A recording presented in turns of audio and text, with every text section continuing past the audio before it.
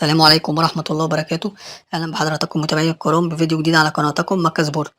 بإذن الله في فيديو النهاردة هنتعرف على موعد مباراة الأهلي وشباب بلوزداد في دوري أبطال أفريقيا بعد ما تعادل النادي الأهلي في آخر مباراة له أمام أورلاندو بايرتس في دوري المجموعات في دوري أبطال أفريقيا بنتيجة 0-0، ونتعرف على القنوات الناقلة للمباراة وملعب والتوقيت والتشكيلة المتوقعة للمباراة وترتيب المجموعة.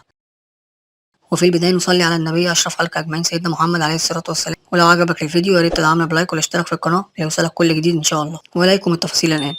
يستضيف نادي الأهلي نادي شباب بلوزداد في دوري أبطال أفريقيا في الجولة الثالثة على ملعب القاهرة الدولي، وسوف تقام المباراة يوم الأحد 22/12/2024 من شهر ديسمبر، وسوف تنطلق صفارة المباراة الساعة 5 مساء بتوقيت تونس والمغرب والجزائر، والساعة 6 مساء بتوقيت مصر وليبيا والسودان، والساعة 7 مساء بتوقيت السعودية وقطر والعراق وسوريا وفلسطين واليمن والكويت والأردن، والساعة 8 مساء بتوقيت الإمارات وعمان. وسوف تذاع المباراة على قناة بين سبورت 6. وتأتي التشكيلة المتوقعة للأهلي: حراسة المرمى محمد الشناوي، خط الدفاع أكرم توفيق، ياسر إبراهيم، رامي ربيعة، يحيى عطلة، خط الوسط مروان عطية، عمرو السولية، إمام عاشور، خط الهجوم طاهر محمد طاهر، حسين الشحات، وسام أبو علي.